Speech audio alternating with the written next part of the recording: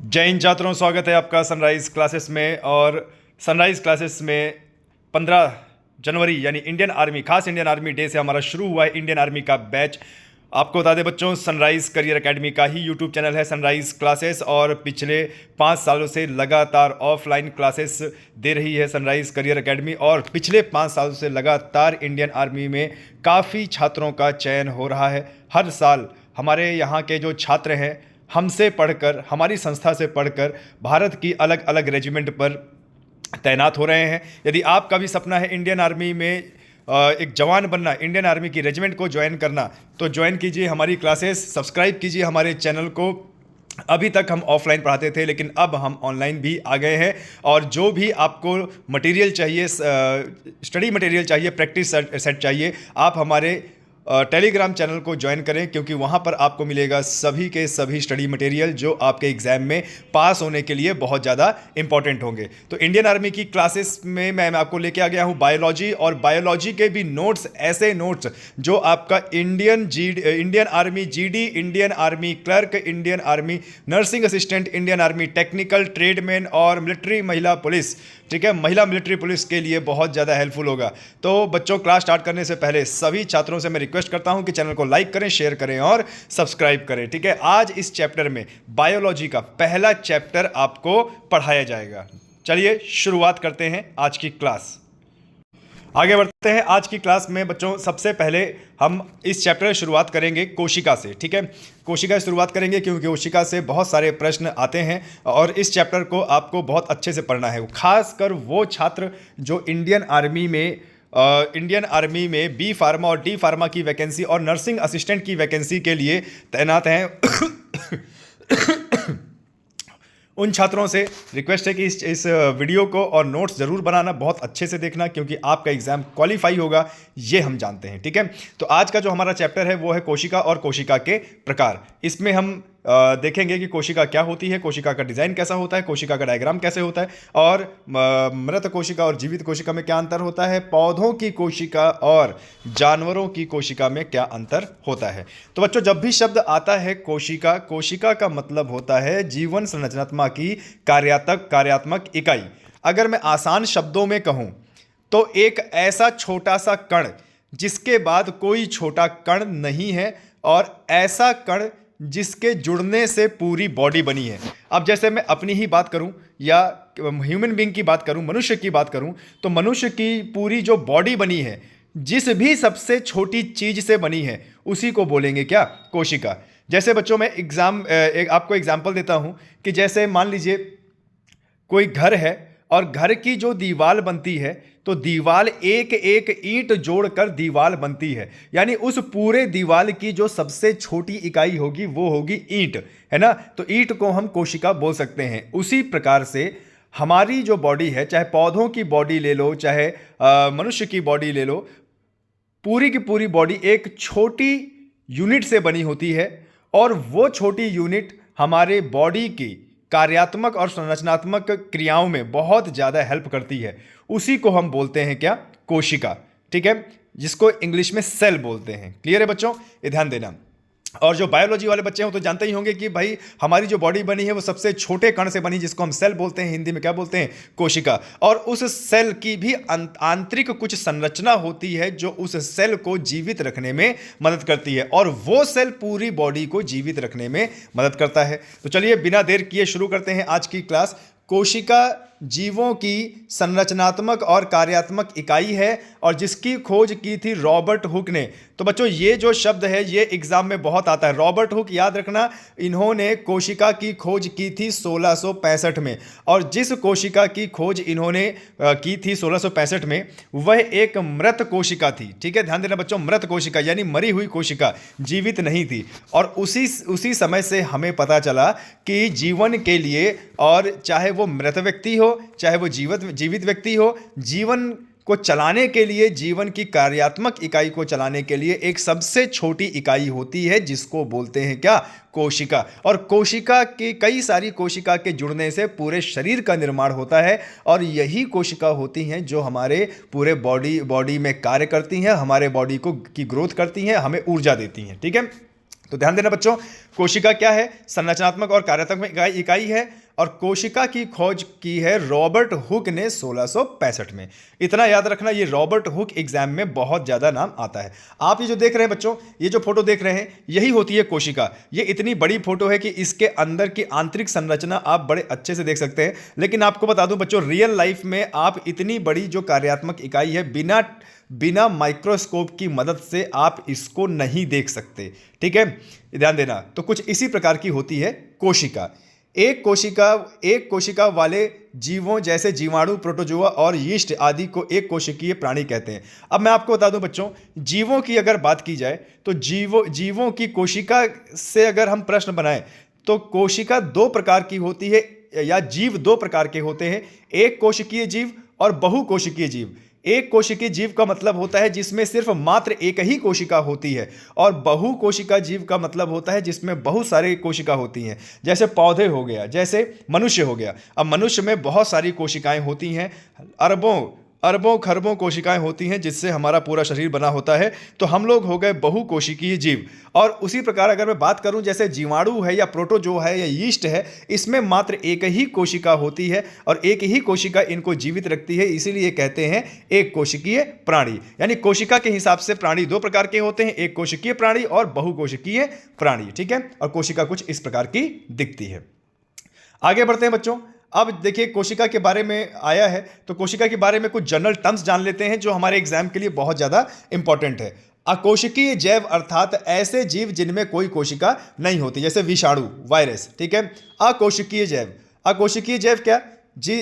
अर्थात ऐसा जीव जिनमें कोई कोशिका नहीं पाई जाती, जैसे वायरस के अंदर कोई कोशिका नहीं होती। और दूसरा क्या बोल रहा है? कोशिकीय जीव अर्थात ऐसे जीव जिनमें एक या एक से अधिक कोशिकाएं होती हैं। यानी हम जीवों को इस आधार पर भी डिफरेंशिएट कर सकते हैं कि किसके अंदर कोशिका है और किसके अंदर कोशिका नहीं है। कोशिकीय जीव अर्थात ऐसे जीव जिनमें एक या एक से अधिक कोशिकाएं पाई जाती हैं। और कोशिकाएं प्राणियों को पुनः प्रोकार्योटिक और यूकार्योटिक नाम दो भागों में बांटा जाता है। कोशिका के हिसाब से पुनः फिर से प्राणियों को प्रोकार्योटिक या यूकैरियोटिक नाम से बांटा गया है। मतलब जिन प्राणियों के अंदर कोशिका पाई जाती है, तो एक तो हो गया कि एक कोशिकीय जीव और बहुकोशिकीय जीव, और दूसरा है हमारा कोशिका के हिसाब से प्रोकैरियोटिक कोशिका और यूकैरियोटिक कोशिका, या प्रोकैरियोटिक जीव या यूकैरियोटिक जीव। अब इन दोनों में अंतर है। क्यों इनको बोला गया है प्रोकैरियोटिक और यूकैरियोटिक, क्यों इनको बोला गया है, आगे चल के देखेंगे। तो आपको बता दें बच्चों, कोशिकीय प्राणी को दो हिसाब से बांटा गया है, एक तो प्रोकैरियोटिक जीव और दूसरा यूकैरियोटिक जीव। ठीक है बच्चों, आप लोग नोट्स बनाते जाइएगा और ये पीडीएफ हमारे टेलीग्राम चैनल पर आपको मिल जाएगी, और इससे बेहतरीन नोट्स बनाइएगा, क्योंकि हम जानते हैं कि बहुत सारे बच्चे ऐसे होते हैं जिनका फिजिकल तो बहुत ज़्यादा टफ होता है, क्लियर होता है, लेकिन पेपर नहीं निकाल पाते। और अब तो इंडियन आर्मी में ऐसा हो गया है कि सबसे पहले आपको पेपर निकालना होगा, और अगर आपने पेपर निकाला तो ही आपको रनिंग और मेडिकल के लिए चांस मिलेगा। तो आज हमारी सबसे बड़ी जो रिस्पॉन्सिबिलिटी है, जो प्राथमिकता है, वो है बच्चे आपका पेपर निकालना। तो पेपर के लिए बेहतरीन पढ़ना होगा, और इतना हम गारंटी दे रहे हैं कि अगर आप हमारे चैनल से और हमारे पढ़ाए हुए नोट्स को अगर आप पढ़ेंगे तो पेपर आपका निश्चित निकलेगा, ये मान के चलिए। ठीक है, ओके। तो कोशिकीय प्राणियों को आगे बांटा गया है प्रोकैरियोटिक और यूकैरियोटिक जीव में। आगे बढ़ते हैं। सबसे पहले बच्चों हम पढ़ते हैं प्रोकैरियोटिक जीव के बारे में। तो देखो, जो प्रोकैरियोटिक जीव होता है बच्चों, उसकी जो कोशिका होती है वो ऐसे होती है। इस कोशिका को ध्यान से देखिए। ये जो कोशिका है ये माइक्रोस्कोप से देखी गई है, और इस प्रकार की कोशिका को प्रोकैरियोटिक जीव के अंदर डाला गया है। अब जरा देखिए, इस कोशिका में क्या क्या है। अगर हमने माइक्रोस्कोप से इसको देखा है तो इसके अंदर है क्या क्या, किस चीज़ों से ये बना हुआ है। तो देखो, ये एक कैप्सूल लाइक स्ट्रक्चर है। आपको देखने में लग रहा होगा कि ये क्या है, एक कैप्सूल है। तो सबसे पहला पॉइंट तो हमारा यही बन गया कि ये जो प्रोकैरियोटिक जीव होते हैं, इनका जो बाहरी स्ट्रक्चर होता है वो कैप्सूल की तरह होता है। ठीक है, या प्रोकैरियोटिक जीव के बाहरी हिस्से को बोलते हैं क्या, कैप्सूल। और उसके बाद देखो आप, इसमें से ये स्पाइक जैसे नज़र आ रहे हैं, ये स्पाइक जैसे जो नज़र आ रहे हैं, इनको बोलते हैं बच्चों पाइलस। ठीक है, और कैप्सूल के अंदर एक परत आपको दिख रही होगी बच्चों, उसको बोलते हैं सेल वॉल। और इसके आंतरिक एक और परत है जिसको बोलते हैं प्लाज्मा मेम्ब्रेन। और इसके बाद बच्चों आप इसमें ये जो द्रव देख रहे हैं, ये जो भगवा कलर का द्रव देख रहे हैं, इसको बोलते हैं बच्चों साइटोप्लाज्म। और इसमें जो तार जैसा स्ट्रक्चर आप देख रहे हैं बच्चों, इसको बोलते हैं न्यूक्लियोइड या फिर डीएनए। क्लियर है, डीएनए। और ये जो पूंछ जैसा स्ट्रक्चर आप देख रहे हो, इसको बोलते हैं फ्लैजेला। क्या बोलते हैं? फ्लैजेला। और यहां पर जो एक तार जैसा एक और आंतरिक देख रहे हो, इसको बोलते हैं प्लास्मिड। तो कल को अगर आपसे कोई पूछ ले कि भैया प्रोकैरियोटिक जीवों की कोशिका में क्या क्या होता है, तो आप बता दीजिएगा भैया उसमें पाइलस होता है, कैप्सूल होता है, सेल वॉल होती है उसकी, और आंतरिक जो उसकी परत होती है वो प्लाज्मा मेम्ब्रेन होता है, और अंदर तार जैसा स्ट्रक्चर होता है जिसको प्लास्मिड बोलते हैं, और बाहर पूंछ जैसा स्ट्रक्चर होता है उसको फ्लैजेला बोलते हैं, और अंदर एक और तार जैसा बड़ा स्ट्रक्चर होता है जिसको न्यूक्लियस या डीएनए बोलते हैं। छोटे छोटे जो चित्ती होते हैं इसको राइबोसोम बोलते हैं। और इस कोशिका के अंदर एक फ्लूइड होता है, एक तरल पदार्थ होता है जिसको बोलते हैं साइटोप्लाज्म। तो ये पहचान होती है प्रोकैरियोटिक जीव की, ये पहचान होती है प्रोकैरियोटिक जीव की। अब थोड़ा सा इसके बारे में और अच्छे से अध्ययन कर लेते हैं, क्योंकि बच्चों हमारा मकसद है आपका पेपर निकलवाना, इसीलिए आपको बड़ा डिटेल पढ़ाया जाएगा। आप चाहे आर्मी जीडी की तैयारी करें, चाहे आर्मी नर्सिंग असिस्टेंट की, लेकिन आपको बहुत ही गुणवत्ता और बहुत ही बारीकी से पढ़ाया जाएगा। तो प्रोकैरियोटिक जो जीव होते हैं इसके बारे में कुछ अध्ययन कर लेते हैं। इन जीवों में अविकसित और आदिम कोशिकाएं पाई जाती हैं। मतलब कि ऐसे जीव जो प्रोकैरियोटिक के अंतर्गत आते हैं, इनकी जो कोशिका होती है वो बहुत ज़्यादा विकसित नहीं होती। अविकसित या आदिम कोशिकाएं भी कह सकते हैं। इनका आकार बहुत ज़्यादा छोटा होता है, केंद्रक नहीं पाया जाता। आपने देखा होगा बच्चों, इनके डायग्राम में देखा होगा, यहां पर कोई केंद्रक, यहां पर अंदर कोई केंद्रक यानी न्यूक्लियस नहीं है, ठीक है। और केंद्रक के नाम पे यहां पे एक डीएनए है, ठीक है। तो हमने क्या पढ़ा कि इनके अंदर क्या है, इनके अंदर केंद्रक नहीं पाया जाता और केंद्रक द्रव भी नहीं पाया जाता। भाई जब केंद्रक नहीं होगा तो केंद्रक द्रव कैसे हो जाएगा, है ना। और केवल एक क्रोमोसोम पाया जाता है, इसमें मात्र एक क्रोमोसोम पाया जाता है, ठीक है। कोशिकांग भी कोशिका भित्ति से घिरे हुए नहीं पाए जाते। कोशिकांग, जो इसके कोशिकांग होते हैं, उनका अलग से कोई परत नहीं होती है, ठीक है। कोशिका विभाजन असूत्री विभाजन होता है। तो ये बहुत इंपॉर्टेंट पॉइंट है बच्चों, नर्सिंग असिस्टेंट वाले जो बच्चे हैं वो ध्यान रखना। पूछा जा सकता है आपके एग्जाम में कि प्रोकैरियोटिक में किस प्रकार का विभाजन होता है, तो आप उसमें बोल सकते हो कि असूत्री विभाजन यानी अमीटोसिस विभाजन, ठीक है। और 8वां क्या है, जीवाणु व नील हरित शैवाल जैसे साइनोबैक्टीरिया प्रोकैरियोटिक जीवों के उदाहरण है, ठीक है। ध्यान देना, उदाहरण पूछ ले तो कौन से उदाहरण आएंगे, बैक्टीरिया। कैसे बैक्टीरिया, नील हरित शैवाल या साइनोबैक्टीरिया प्रोकैरियोटिक के क्या है, उदाहरण है। तो बच्चों ये इतने 8 पॉइंट आपके लिए बहुत ज़्यादा इंपॉर्टेंट है, इनको लिखते रहिएगा। अब हम आते हैं बच्चों, अब हम आते हैं किसमें, अब हम आते हैं यूकैरियोटिक जीव में। तो बच्चों आप देख रहे हैं ये यूकैरियोटिक जीव है और यूकैरियोटिक जीव का ये स्ट्रक्चर है, और आप इस स्ट्रक्चर का आंतरिक स्ट्रक्चर देख सकते हो, इसके आंतरिक अंग देख सकते हो जिसको कोशिकांग कहा जाता है। और एक चीज़ आपने देखा कि जितने भी इसके आंतरिक अंग हैं, आंतरिक अंग के ऊपर एक परत लगी हुई है, हर अंग परत से घिरा हुआ है। यानी इसकी बाहर की परत तो है ही, लेकिन आंतरिक परत भी है ना। आंतरिक जो कोशिकांग है उनकी परत भी है। और अगर हम बात करें कि इसमें क्या क्या पाया जाता है, तो बच्चों ज़रा ध्यान से देखो, इसमें जो पाया जा रहा है ये जैसे हरे कलर का राइबोसोम, राइबोकस, ठीक है। और उसके बाद देखिए ये छोटे छोटे चित्ती जैसे दिख रही है, ग्लोसोम्स, गोल्जी अपैरेटस और लाइसोप्लिक्थस, साइसोस्लोम्स, द्रव्य साइटोप्लाज्म और गोल्डियाटिक रिटल्स और गोलूज। इसके बाद आप यहाँ पर जरा देखिए माइटोकॉन्ड्रिया भी पाया जा रहा है। और बच्चों माइटोकॉन्ड्रिया को क्या कहते हैं, पावर हाउस। कोशिका का पावर हाउस किसे बोलते हैं, माइटोकॉन्ड्रिया को। फिर उसके बाद यहाँ पर देखिए आप, यहाँ पर केंद्रक पाया जा रहा है, केंद्रक माने न्यूक्लियस, क्लियर है। राइबोसोम पाए जा रहे हैं, ठीक है। और आपको बता दें बच्चों, ये जो हरे कलर का है इसको बोलते हैं गोल्जी अपैरेटस। इसमें गोल्जी अपैरेटस भी पाए जाते हैं। तो आप देख रहे हैं कि यूकैरियोटिक जो जीव है कितना विकसित है ना।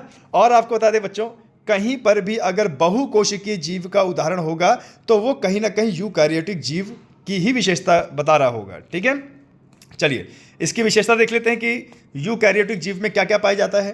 भाई इनमें विकसित और नवीन कोशिकाएं पाई जाती हैं, बिल्कुल सही। इनका आकार बड़ा होता है, इसमें केंद्रक पाया जाता है, और अगर केंद्रक पाया जाता है तो केंद्रक द्रव्य भी पाया जाता होगा। ठीक है, इसमें एक से अधिक क्रोमोसोम होते हैं, एक से अधिक, जबकि प्रोकैरियोटिक में केवल एक ही क्रोमोसोम होता है, लेकिन इसमें यूकैरियोटिक में इसमें एक से अधिक क्रोमोसोम पाए जाते हैं। कोशिकांग भी कोशिका भित्ति से घिरे हैं। आपने इसमें देखा कि देखिए जरा, इसमें जितने भी कोशिकांग हैं, कोशिका के अंग हैं, वो अपना अलग अलग भित्ति से घिरे हुए हैं, यानी एकदम मजबूत है ना, ये चीज़ देखा। और जबकि प्रोकैरियोटिक में ऐसी कोई भित्ति नहीं थी। उसके बाद ये एक से अधिक क्रोमोसोम पाए जाते हैं, बिल्कुल सही। कोशिकांग भी कोशिका भित्ति से घिरे होते हैं, बिल्कुल सही। और कोशिका विभाजन इसमें समसूत्री होता है। कौन सा? समसूत्री, यानी मिटोसिस। तो ये 7वां पॉइंट बच्चों ध्यान रखना कि इसमें जो कोशिका विभाजन है वो माइटोसिस पाया जाता है। और अगर मैं आपको बता दूं बच्चों, प्रोकैरियोटिक में, तो प्रोकैरियोटिक में एक सूत्री विभाजन होता है। ठीक है, एमिटोसिस। आगे बढ़ते हैं। अब देखो जरा, इन दोनों में हम लोग डिफरेंशिएट देख लेते हैं, क्योंकि जितना ज़्यादा डिफरेंशिएट आप कर पाओगे उतना ज़्यादा एग्जाम में कर पाओगे अच्छा। और जितना गुणवत्ता से आपको पढ़ाया जाएगा बच्चों, उतना ही एग्जाम में निकलने के आपके चांसेस होंगे। तो जरा यहाँ पर देखिए बच्चों आप, ये प्रोकैरियोटिक है और ये यूकैरियोटिक है। तो एक तो इनके स्ट्रक्चर में ही कितना अंतर है। आप जरा देखो, ये कैप्सूल जैसा है और इसके अंदर द्रव्य भरा हुआ है, और इसके जो है पाइलस निकले हुए हैं, पूंछ निकली हुई है, और इसमें एक ही क्रोमोसोम पाया जाता है, और साइटोप्लाज्म द्रव्य है, राइबोसोम है। लेकिन जबकि मैं प्रोकैरियोटिक की बात करूं तो प्रोकैरियोटिक का जितना भी कोशिकांग है उसका अलग से ही अपनी भित्ति है, और पूरे कोशिका की अपनी अलग से एक भित्ति है ना। और इसमें कितने कोशिकांग हैं जबकि इसमें कम है। तो हम कह सकते हैं कि जो प्रोकैरियोटिक है वो अविकसित है, और जो यूकैरियोटिक है वो बहुत ज़्यादा विकसित है। क्लियर है? तो ध्यान देना, डायग्राम देख के भी आपको ये पता होना चाहिए कि प्रोकैरियोटिक और यूकैरियोटिक में क्या क्या अंतर है। अब जरा देख लेते हैं ऑर्गन्स और कोशिकांग देख लेते हैं। ऑर्गन और कोशिकांग में फ़र्क क्या होता है देख लेते हैं, क्योंकि आपके एग्जाम में आ सकता है। यानी हमारे बॉडी के जो अंग होते हैं वो, और कोशिकांग। अच्छा, एक चीज़ मैं आपको बता दूं कि जो ऑर्गन होते हैं उनका आकार बड़ा होता है, जो ऑर्गन होते हैं उनका आकार बड़ा होता है, और कोशिका का आकार छोटा होता है। और कई सारी कोशिका से बनकर, बच्चों आपको बता दें, कई सारे कोशिका से बनकर ऊतक बनता है। ऊतक मतलब टिश्यू, और कई सारे टिश्यू को मिलाकर फिर ऑर्गन बनता है। यानी आप कह सकते हो कि ऑर्गन के अंदर बहुत सारी कोशिकाएं होती हैं, है ना। तो बहुत सारी कोशिकाएं होंगी तो उनका आकार भी बड़ा होगा, है ना।